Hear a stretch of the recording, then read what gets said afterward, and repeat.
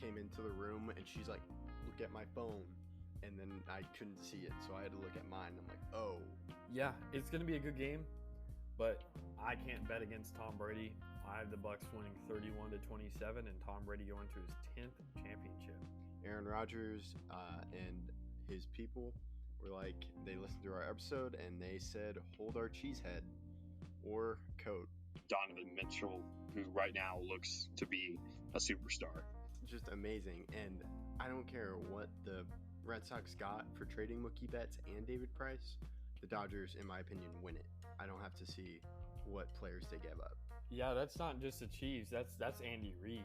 He knows the defenses so well because he's such a great offensive mind. That well, you said you can't bet against Tom Brady, and as a Cowboys fan and what I just did last weekend, I am not gonna bet against Aaron Rodgers. It was a great series. Game 4 was one of the best games I've ever watched in my entire life. Just goes to show the offense for the Dallas Stars could not keep up, and when the defense needed to step up, the Lightning's offense just overpowered them. Chris Paul is one of the most underrated players of all time. He's been the best player wherever he goes, and that includes with the Rockets. Yeah, Connor McDavid, Leon Draisaitl. I mean, that's all I can really say. There's 2 of the top 5 players in the league, and they are very, very good. Yeah, and I really think the Clippers' chance to win the championship was last year, and they were up 3-1 against the Denver Nuggets.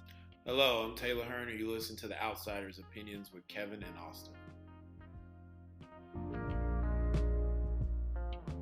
What's up, y'all? Welcome to our NBA Opinions of the Week.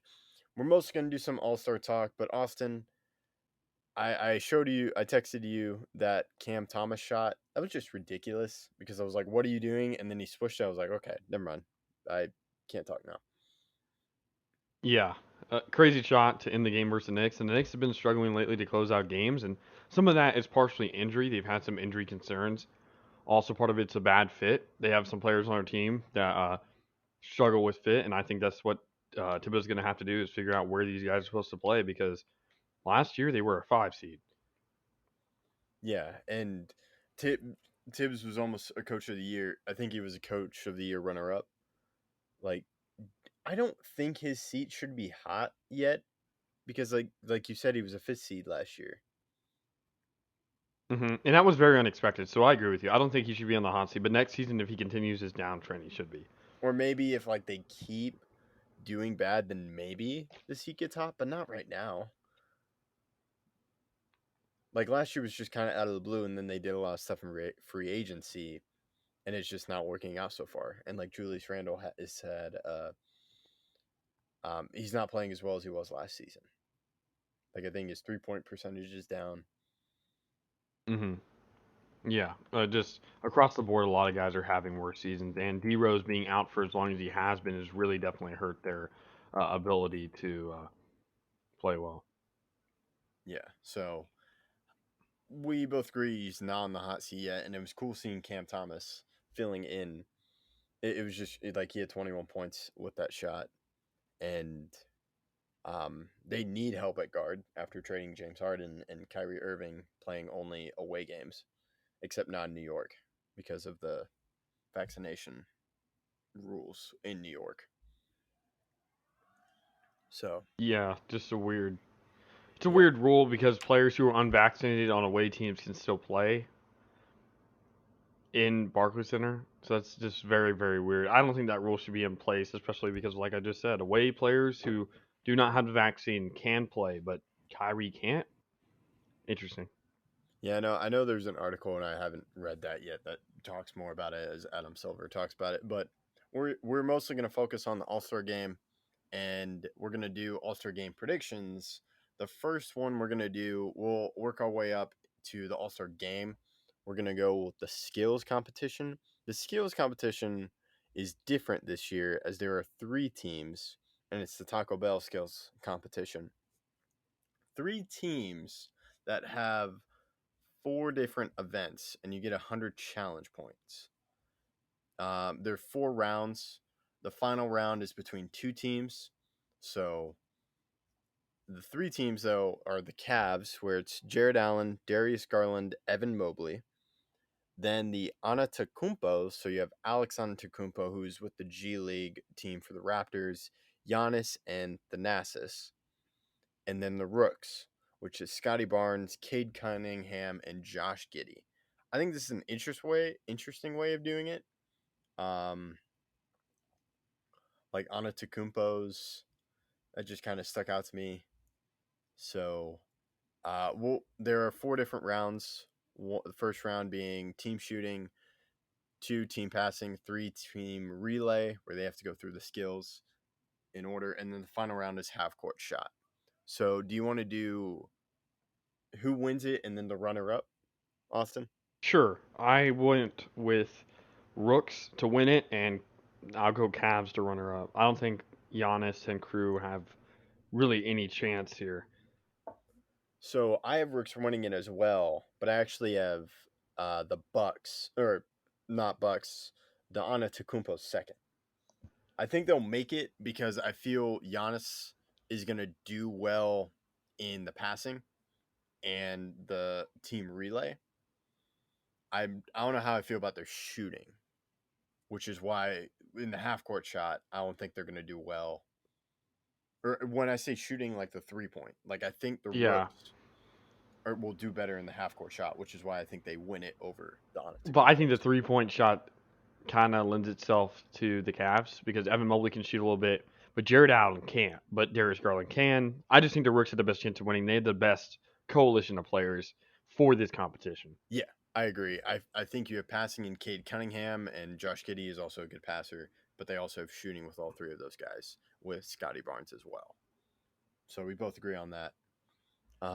Now we'll go to the dunk competition, which involves returning the runner-up Obi Toppin, and it also has Cole Anthony, Juan Toscano Anderson, and Jalen Green. Who are you going to have winning it? Obi Toppin, the only one with experience here. Experience matters, and I think he's really doing this again to win it. So I think he has the most motivation, the most experience. I'd be very surprised if he doesn't win it. You and I agree on the winner again. I have Obi Toppin because he was in it and he was the runner-up last year. So we agree on the winner, but we disagree on the runner-up for the skills competition. Do you want to do a runner-up as the backup, or are you afraid we're going to agree again? Or are we good on a tiebreaker with the runner-up for the skills competition? I'm fine with the that. Yeah, the main tiebreaker is going to be the MVP of the All-Star game. But if that's tied, meaning we both don't get it, or somehow we say the same player, the second tiebreaker will be the backup for the skills competition. I'm fine with that. I just want to make sure. And now we go to the 3-point contest, which is awesome. The contestants are Desmond Bain, Luke Kennard, Zach LaVine, CJ McCollum, Patty Mills, Karl Anthony Towns, the best 3-point shooter ever, Fred VanVleet, and Trae Young, or best 3-point shooter big man ever. It's funny. Maybe. I don't know. Well, I think there's kind of like some. He shoots 39.6% for his career, which is pretty good. But there's like this one guy from Germany. Yeah, there is. I can't remember his name, but I don't know. So something pretty good. I think he won a championship stuff on Twitter, and it was like Dirk never did this, and it's him, Karl Anthony Towns shooting a 3-pointer, like at the top of the game. I'm like, yeah, Dirk definitely did that. So it's a little weird. It's a little weird. I like Dirk's comment when he commentated on Karl Anthony Towns. Oh, you don't have Bally Sports. I do not. It was when Derek Harper was out, so Dirk Nowitzki commentated a game for a little bit. There was something else going. I think there was a football game going on, but I quickly changed it. And he's like, "Oh, look who it is! It's the best big man 3-point shooter ever," and everyone chuckled. It was great hearing Dirk Nowitzki commentate. But I know we digress. But 3-point competition, I believe the winner is going to be Desmond Bain. Oh no! Oh no! Oh no! I didn't even write anything down. Look. You wrote Uh, Desmond Bain? Look. I don't write it down like I have an idea in my head. But yeah, Desmond Bain. Okay, well, we agree on that as well. Oops. I almost put Trey Young. But I just feel Desmond Bain's gonna do well. Well, now we have the All-Star game. We're going to do winner and then score. I have Team LeBron winning. Who do you have and what's your score? I have Team LeBron winning too. What's your score? They had 24, right? Well, the winner after the third quarter, whoever's leading, you add 24 to their score and they play to that. They play to that. Both Okay. teams play to that. All right, I'm going to go 157 to 121. Wow, you think it's going to be an absolute blowout. I have it No, 160. don't they add 24? Or Kevin, they play to that? they play to that number. Oh, okay. Then So 157. both teams play to that number. So like I told you, it's tied it's 100 to 99. Okay, now both teams are playing first one to 124, win by 2. Oh, okay. So 157 to 140. You still have it as a blowout. I have it 166, 160. Team LeBron. Okay. Who's your MVP?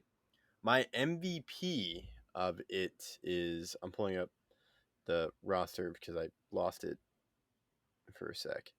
Where is this happening? Do you want to say mine first? Yeah, let's say yours first. I went with LeBron. I feel like LeBron is going to be very, very, very try hard this game, which is fine. It's always fun to watch when teams try hard in the All-Star game. I feel like he's going to take out a little bit of rage on everyone else because of the Lakers' poor performance, and he has the ability to in this game. So I have LeBron winning, I believe, his third All-Star game MVP.